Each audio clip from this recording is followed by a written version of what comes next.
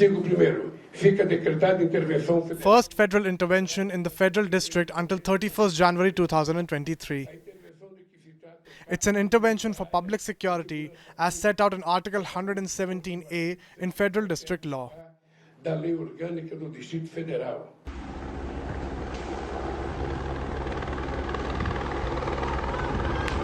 Unfortunately, it's a story that's quite familiar, certainly to Americans. You have a quasi-authoritarian right-wing former president who doesn't accept an election result, in this case, Jair Bolsonaro, who actually fled Brazil a couple of days before the inauguration on January 1st of President Lula da Silva. And today, his supporters tried a coup. They physically took over the Congress, the Supreme Court, and the Brazilian equivalent of the White House.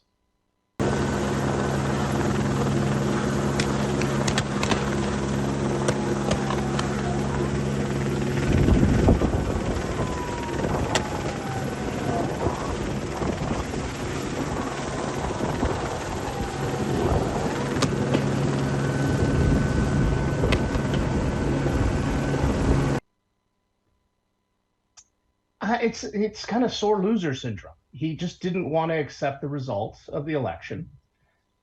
He knew that he had legal jeopardy if he stayed in Brazil for a number of actions that he undertook as president of Brazil.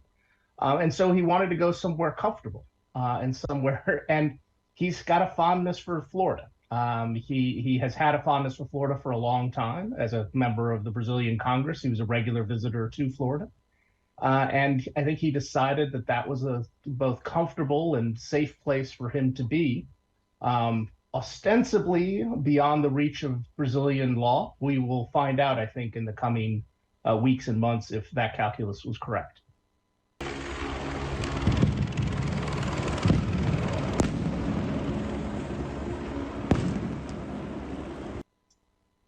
Yeah, so I think a couple of things that Lula has going for him is that political actors in Brazil have uniformly condemned what happened today. You do not have kind of office holders, except perhaps Bolsonaro's sons, who have embraced the rejectionism, who've embraced the conspiracy theory. There is no kind of Brazilian embrace of the big lie like you had in the United States. And I think that's a very fundamentally different starting point, and that's an advantage for Lula. You also have Lula having to work with a Congress in Brazil that is largely in the hands of his political opponents. So he doesn't have the same start that Joe Biden did with a friendly House and Senate. He has the House and Senate in Brazil in the hands of the other party. So he's going to have to kind of look for common ground right away, which is a different approach. I think President Biden wanted to do things. He wanted to accomplish things on behalf of the American people and kind of let those things do the talking in terms of reconciliation. Lula's going to have to do politics from the get-go to try driving reconciliation. Today makes that harder.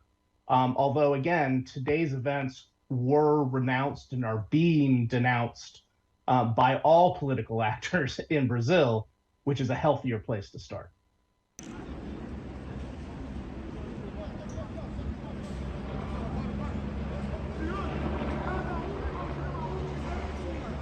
Democracy.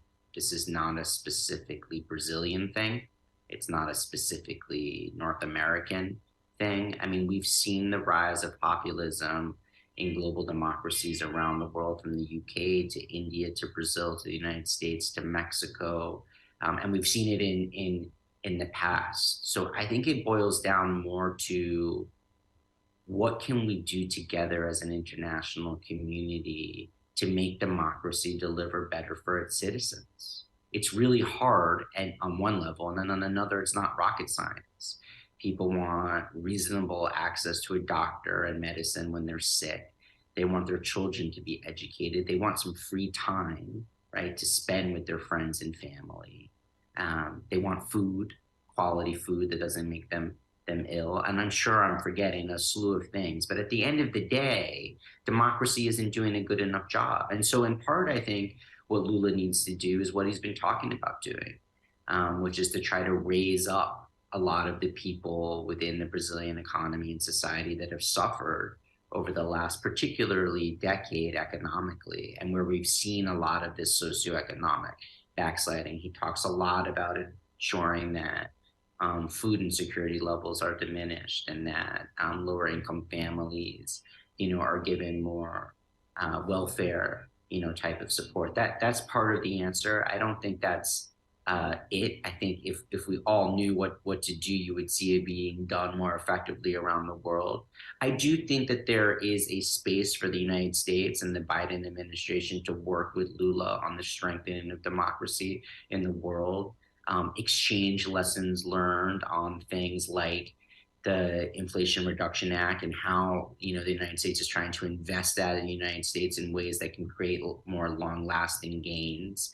I don't think that Lula will, quote unquote, look to Biden. We're talking about the fourth largest democracy in the world. I mean, these are relatively equal partners, but I certainly anticipate a number of strategic conversations and engagements between the two to talk about these issues and many others like climate change and the like.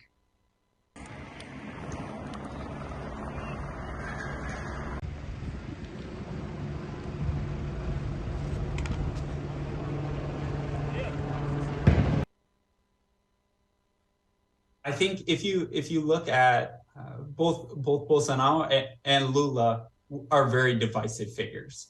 So they both have high approval ratings among some and high rejection ratings amongst others.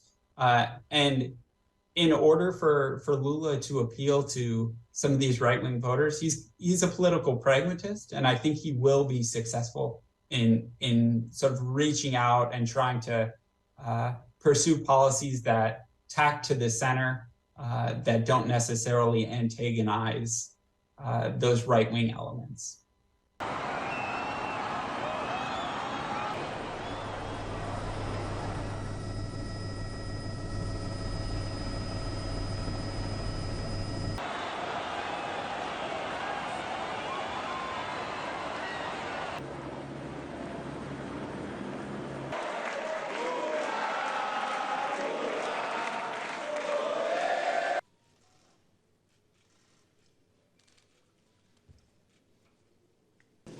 Prometo manter I promise to maintain, defend, and fulfill the Constitution